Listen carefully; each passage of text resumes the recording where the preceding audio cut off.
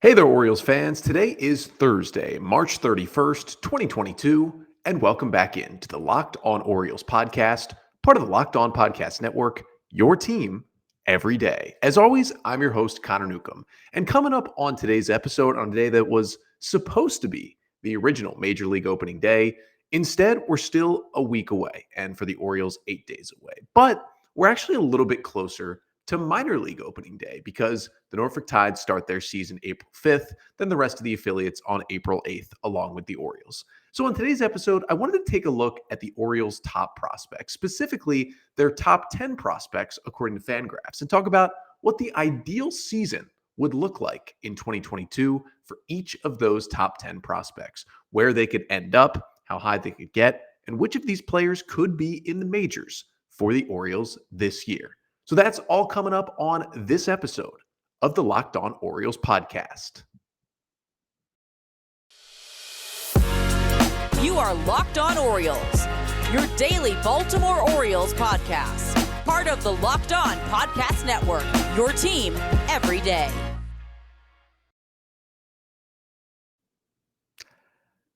So we're talking Orioles prospects on this episode because, as we know, the O's have top 10, top 5, many would argue number 1 system in baseball. And as we also know, the Orioles did not really add nearly as much as they should have to the Major League roster. Now, I get it.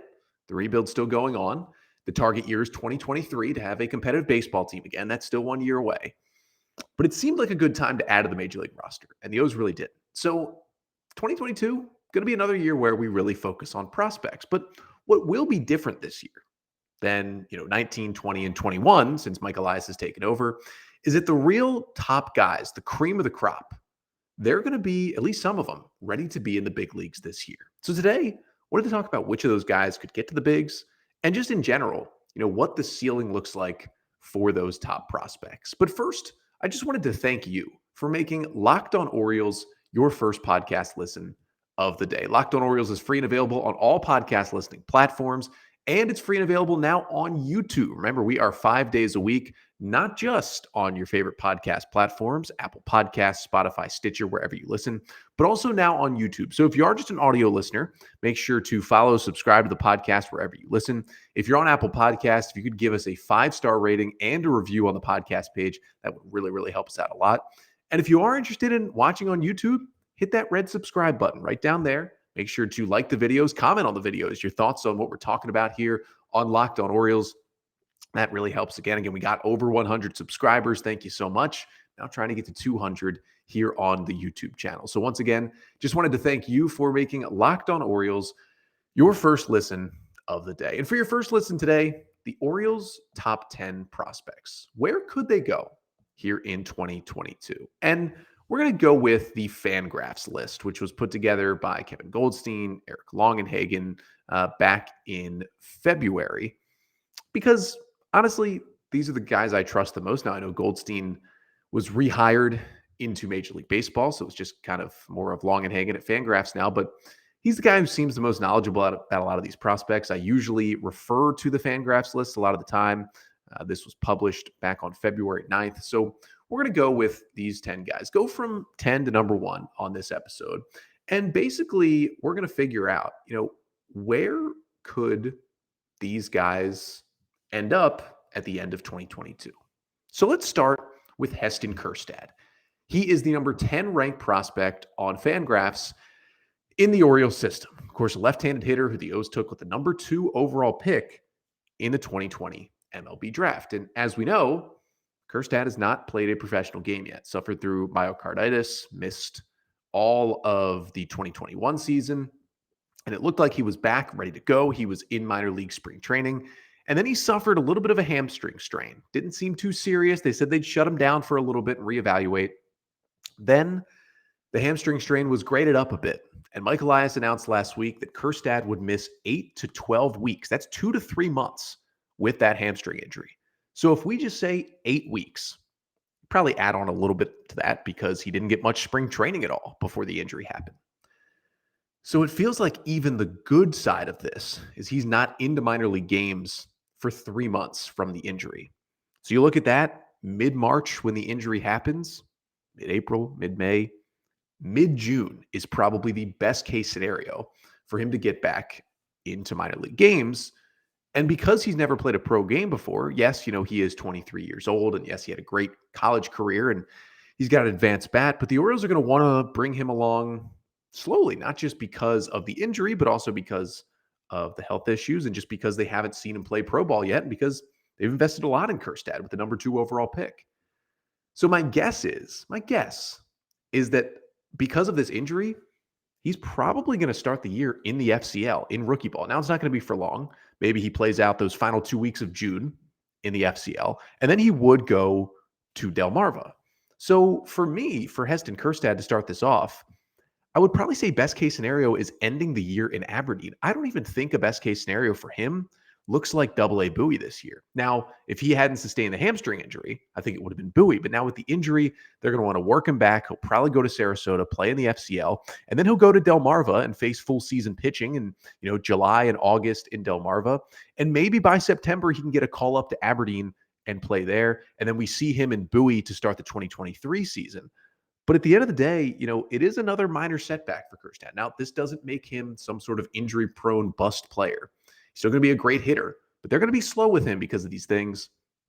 So for Kjerstad, honestly, I just feel bad for him. It sucks for him. It does. To get yourself back from what he went through, be ready to go, and then have that kind of injury that takes you out for more time than you initially thought. And just cannot wait to see him back on the field. But again, I think kind of a strong showing at the end of the year in High A Aberdeen, that could be best case scenario for him. Number 9 prospect on the list is Jordan Westburg, the 23-year-old infielder who the Orioles took in the competitive balance round at the end of the first round of that same 2020 draft. They saved some money on Kjerstad, and they were able to get Jordan Westburg with that pick out of Mississippi State, a very advanced hitter for his age who ended up getting to Double-A Bowie right at the end of the year. He's got a cup of coffee in Double-A. In the postseason as well with the Bay Sox. So Jordan Westburg almost certainly will start this season in Double-A with Bowie in 2022. He'll play some second, he'll play some short, he'll play some third because there's going to be a lot of good infielders in Bowie. Gunnar Henderson is going to be on that team in Bowie. Joey Ortiz is going to be on that team in Bowie. Terrin Vavra is probably going to be in Triple-A, but there's a chance he's maybe on that Double-A team in Bowie. And so with all this success that Bowie's going to have and all these great infielders that they're going to have on that team, it's going to be tough to get everybody reps at shortstop because a lot of them are shortstops. And so he's going to play some second, he's going to play some third, he's going to play some short. But obviously, if he hits the ball, he can easily get to Triple-A Norfolk this year. The question kind of becomes, could Westburg get to the big leagues in 2022? Again, he'll want to play a large chunk at Double-A. I'm not saying like a hot month in April is going to get him to Triple-A. No. He's going to play a majority of the season no matter what in Double-A. Has a good chance to get to Triple-A by the end of the season, don't get me wrong. But I would say no on Westburg getting to the big leagues. I just think there's still guys they want to get a look at. There's guys ahead of him in the system, one of them being Terrin Vavra. Even a guy like a Patrick Dorian or maybe like a Caden Grenier would be above him in kind of getting that infield shot at the majors this year. And obviously you have the Ryland Bannons and the Jahmai Jones who have combined for not much major league time at all, who still need to kind of get that chance. So at the end of the day, I would say ends the year in Triple-A strong, best case scenario. I don't really think there's a scenario that gets Westburg to the big leagues. Now, number 8 on the list is Kyle Stowers. And this is an interesting one because if I had talked about this a week ago, I would have said, well, Stowers can definitely get to the big leagues this year. I would have said that's the best case scenario. But I would have said probably not until after the All-Star break. And, he has a lot of time at AAA. But Stowers obviously, started the year at Double-A. He got to Triple-A Norfolk, hit very well both places, was the Orioles co-minor league player of the year with Adley Rutschman last year. And, the assumption was, all right, he'll start the year back at Triple-A. He'll start in the outfield, play every day, get to hit, he'll get to play the field. And then once the Orioles start to sort out more of their outfield, what do they do with Santander? What do they do with DJ Stewart? How does Ryan McKenna fit in? When all those questions start to be answered a little more, and maybe after the All-Star break, we could see Stowers in the majors. But Kyle Stowers has now survived 2 rounds of cuts from Major League Camp. He is one of the 44 players, as we speak here on Wednesday evening, one of the 44 players left in Major League camp for the Orioles. Obviously, it will be a 28-man opening day roster that opens the season next Friday in Tampa. And Mike Elias said after he made the last round of cuts to get it down to 44 that every single one of ththose 44 players has a shot to make the opening day roster. They're all in some sort of roster battle at this point. So if you take Elias at his word there, best case scenario for Kyle Stowers is that he's on the opening day roster in about a week for the Orioles. I mean, I don't think it's going to happen. I still think he starts the year at AAA. But a best case scenario is the majors to start the year. And a realistic good scenario is that I still think he's going to start at AAA. But if the Orioles are just giving DJ Stewart a little more time, whatever it may be, and I know Yusniel Diaz had a hot spring and he's in the mix, and obviously Tyler Nevin is in this mix as well, and Robert Newstrom is going to be at AAA after a good season last year. But if Kyle Stowers has the hit tool that we think he does, that he showed off last year, and it's better than Diaz and better than Stewart and better than McKenna, better than Santander even, who could be just a replacement level player, Stowers could definitely be in the bigs before the All-Star break. You could look up in May and Kyle Stowers could be up in the big leagues making his debut. That's a pretty good best case scenario. And I don't know how much he'll produce in the majors, but I think now the new best case scenario for Stowers is not, he comes up to the big leagues after the All-Star break and he's in and out of the lineup. He could be a legitimate future starting outfielder, not just future, current starting outfielder in the big leagues for the Orioles by the end of the year. We could be looking at Hayes in left, Mullins in center, and Stowers in right pretty much every day in August, July, September for the Orioles. That could be pretty exciting for Kyle Stowers. Number 7 on this list is Kyle Bradish, who obviously, starting pitcher, 25 years old, came over from the Angels in the Dylan Bundy trade, who started the year AA Bowie last year, dominated, got called up to AAA Norfolk after 4 starts, struggled early at Norfolk, but really ended the season well in that Tides rotation, and came to big league camp this year. He's on the 40-man roster, and I honestly thought he'd be on the opening day roster. When I made my opening day roster prediction 1.0 back on Monday, make sure to go check out that episode. I said Kyle Bradish. I put him in as the Orioles' number 5 starter to open the season. Bradish has had 2 solid 2-inning outings this spring, hasn't given up a run, but the Orioles on Monday did option him down to minor league camp, did send him to AAA Norfolk, which pretty much tells you he's not going to start the season on the roster. He'll be in the Norfolk opening day rotation. Probably won't start opening day. That'll probably be Grayson Rodriguez, but he'll be the number 2 guy in that rotation. So best case scenario for him is obviously getting to the big leagues.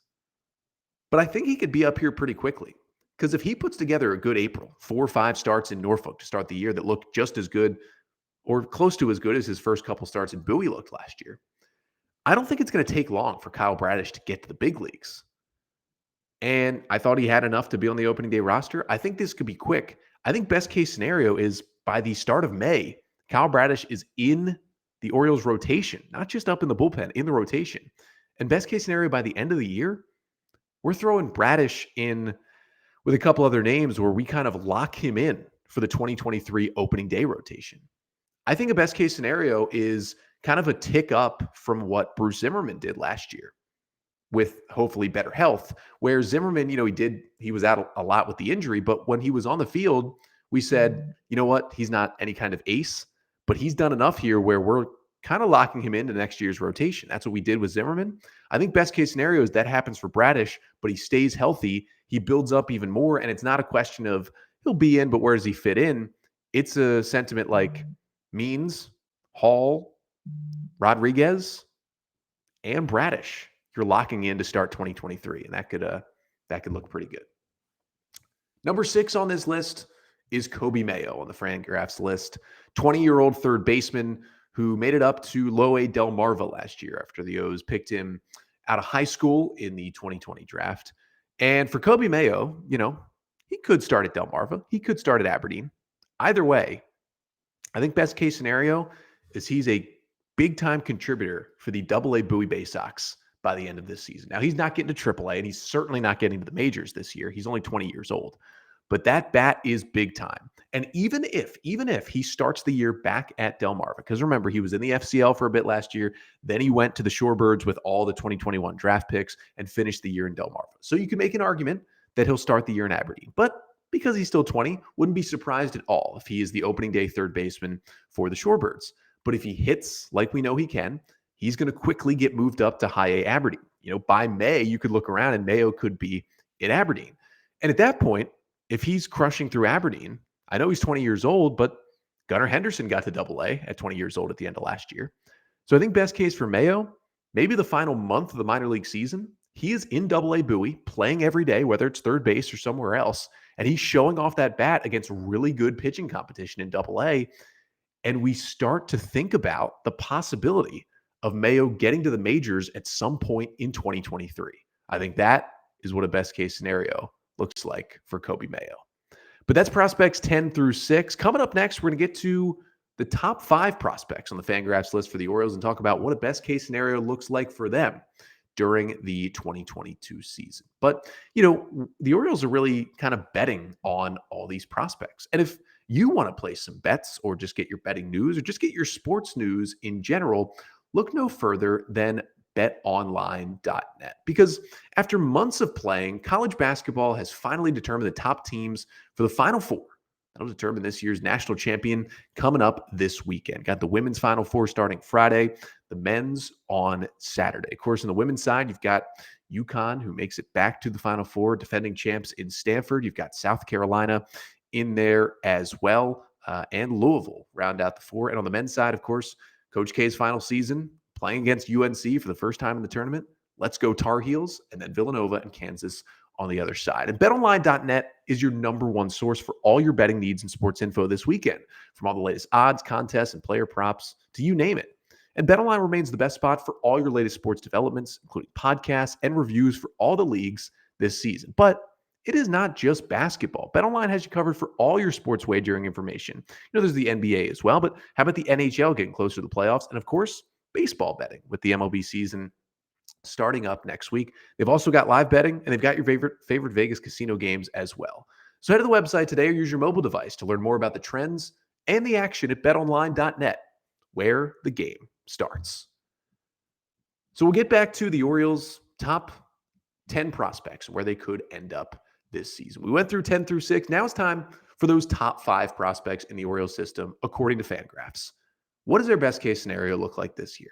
And we start with number 5. That is Gunnar Henderson, the 20-year-old shortstop who the Orioles took in the second round out of high school in the 2019 draft. And Henderson had a pretty good year last year in the minors. He was in high A Aberdeen and he struggled for a bit, but he pulled it together and he got to Double A Bowie right at the end of the year. He was on that Bowie playoff team. At the end of the season, Henderson, at 20 years old, was helping the Bay Sox in the postseason. And because of that, I think everyone assumes Gunnar Henderson will start the year at Double A Bowie this year. So the question for Henderson is, with him starting at Bowie, could he get to the majors? Now, I'm going to say no on Gunnar Henderson. I don't think 2022 in the majors is in the cards for him. Listen, he will turn 21 at some point late this season, but that's still young. The Orioles still have so many infield options ahead of him. I mentioned Jordan Westberg earlier, how I don't think he gets to the majors this year. I think he's even above Gunnar Henderson in the pecking order of potentially maybe getting to the big leagues this year. So I definitely don't think Henderson will get there. But a best case scenario for Henderson is probably just a great Double A season. I'm fine if he spends the whole year from end to end at Double A Bowie and just hits and hits and hits against some of the best competition. I honestly think this would be a perfect season for him. He plays shortstop and third base, DHs some at Double A Bowie all year. And then at the end of the year, he gets rewarded and gets a couple of weeks up in AAA Norfolk to end the season at age 21. I would be perfectly fine with that. Now, many people might say, well, if he's dominating Bowie, that'd be great. And maybe he spends a good chunk of the year at AAA Norfolk. Yeah, maybe that happens. But even at 20 years old, 21 years old, just keep him at Bowie. I'm honestly fine if he doesn't even get that cup of coffee in Norfolk. If he just plays the whole year at Double A Bowie and puts up good stats and shows he can, hit against this kind of very next level pitching competition, you go really a step up from high A to Double A in terms of the pitching you face. I think that's totally fine for Gunnar Henderson because then you've got that whole year of Double A under your belt. You go into 2023 looking at Henderson as at least a lock to be a AAA starter to start the year. And just like a guy like Mayo, you start thinking about Henderson in the majors at some point in 2023. And that seems like a pretty good deal for Gunnar Henderson. Number 4 on this list is Colton Cowser, the Orioles' first-round pick from 2021. Took him 5th overall in the draft, turning 22 here soon for the left-handed hitting outfielder out of Sam Houston State. Now, he was a guy who went to the FCL after the draft and then moved up with all the other draft picks to Low A Delmarva at the end of last year and just dominated Delmarva. I mean, we know the pitching at Low A was kind of worse than it usually has been last year, but he was way too good for that level, which to me shows me I wouldn't be surprised one bit if he opens the season as a starting outfielder in High A Aberdeen this year, which means for Colton Cowser, the path is right there for him to get to Double A Bowie. And with his hit tool, which is so advanced at this point in his career, I would not be surprised at all if he makes High A pitching look like he made Low A pitching look at the end of last year, where he's just a level above it, and it's just too easy for him. Now, it's not going to be a month at Aberdeen and he goes to Bowie. They're going to give him some time in High A with the Ironbirds. But if we get to around the All-Star break, around July, and Cowser's just killing High A pitching, he's going to go to Double A, and he's going to spend a good chunk, maybe up to the whole second half of the season in Double A Bowie. That's what a best case scenario looks like for Cowser, where he plays a good amount of the year at Double A, and then, he's in Major League camp next spring. We're talking about Triple A to start the year, and when he gets to the majors, it could be kind of a quick path for Cowser. I kind of see a little Nick Markakis in his game, but also for Cowser, the hit tool is just so advanced that, yes, the Orioles they want to get more power out of him, and I get it. He's got a swing to do it. But because that hit tool is so advanced and he can play center field along with all 3 outfield positions, I just think he's going to advance faster than some of these outfielders. And, it stinks that Heston Kjerstad is behind the way he is, but Cowser's going to jump him this year because Cowser probably going to start the year at Aberdeen, whereas Kjerstad's going to be shut down. And whenever he comes back, it'll be, a good amount at Delmarva probably before he gets to Aberdeen. And so for Cowser, good numbers in Double A, half the season in Bowie, and then you're thinking Cowser maybe in the big leagues in 2023, definitely a best case scenario there. Number 3 on this list is, of course, DL Hall, left-handed pitcher who the Orioles took in the first round back in 2017 out of high school, now 23 years old. Wow. Was that inning he threw on Monday against the Phillies fun to watch? Hitting 100 with the fastball, devastating slider, 1-2-3 inning against major league hitters with 2 strikeouts. Now, he did get optioned down to minor league camp after that game, and he did actually get optioned all the way to Double A Bowie, and it looks like that's where he's going to start his season. But the only reason he's going to do that is because of the injury last year. He had, the fracture in the elbow and missed most of the season after a dominating start in Bowie. So he's going to go back to the Bowie Bay Sox in Double A. And it's probably going to be in April in Double A for DL Hall. But he's going to make 3, 4, maybe 5 at the most starts in Bowie. And they're going to see that he needs to be up a level. And by May 1st, he will be in the AAA Norfolk Tides rotation. And a best case scenario for DL Hall this year is he is in the majors. And Mike Elias has that quote from earlier this spring training where he said, DL Hall is in the plans, paraphrasing, but he's in the plans for the majors this year, and he could be in the big leagues quicker than you think. That is what Mike Elias said. And so to me, best case scenario means he makes a couple of starts at Bowie. He'll go to Sarasota, and maybe he'll pitch in the FCL once or twice to rehab. He'll go to Bowie. He'll make a couple of starts there. And by some point in May, he's up in Norfolk and at full health. And he's pitching to AAA hitters for the first time. Now we know the Orioles are going to want him to face AAA competition. Mike Elias likes all the guys to face every level, and Hall hasn't been to AAA yet, so he's going to pitch at AAA a little bit this year. But say through May and June, we see a good DL Hall at AAA. You look up around the All-Star break, and DL Hall is pitching with the Orioles. Wouldn't be surprised at all. Wouldn't be surprised if it's earlier than that. Maybe May is so dominant at AAA that by June, DL Hall's in Baltimore. I'm fine with that too. He seems to be healthy, ready to go. The stuff looks amazing. Give me DL Hall in the bigs, and maybe it's in a relief role. He gets 1 or 2 innings like we saw in the spring training game. But again, best case scenario for Hall, like we're talking about with these guys, he's in the big leagues by about June. He works his way through, and by the end of the season, he's starting every 5th day for the Baltimore Orioles, and we're penciling him in to maybe that number 3 spot behind Means and Rodriguez heading into 2023 in the rotation. It's going to be a lot of fun for DL Hall. But speaking of Grayson Rodriguez, he's number 2 on this Fangraphs list. 22-year-old right-hander. Orioles took him out of high school in 2018 in the first round. And again, he basically pitched the whole year Double A last year. Started the year in Aberdeen, made a couple of starts. He was dominant. Went to Double-A, joined their rotation in Bowie, and pitched the whole year at Bowie.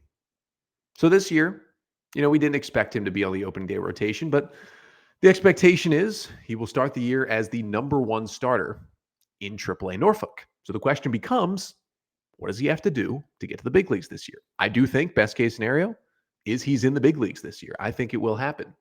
But I think they're going to be a little cautious with him. I don't think it's going to be, Gray Rod had 4 or 5 great starts in AAA. We'll see him in May. I think best case scenario kind of looks like more so around the All-Star break. The Orioles give him 2 or 3 months to carve up and get through, major league style hitters at AAA Norfolk. And then we come back in July or August, and here comes Grayson Rodriguez ready to make his major league debut, make his first start. And I would love to see that. And I think there is a best case scenario where he gets to the bigs earlier than that. Maybe it's June. But I think Mike Elias is definitely going to let him go through probably, at least close to 10 starts in AAA Norfolk before they even think about making that decision to bring him to the bigs. But again, best case scenario is he's in the big leagues. He's carving up guys at the big league level in the second half of the season. And we're looking at the opening day starter maybe for the Orioles in 2023. How fun will that be? But then there is the number one prospect in all of baseball and with the Orioles. Of course, that is the 24-year-old catcher, Adley Rutschman, who, again, before the tricep injury, best case scenario was opening day roster for Adley Rutschman. But again, it's not going to happen, it looks like now.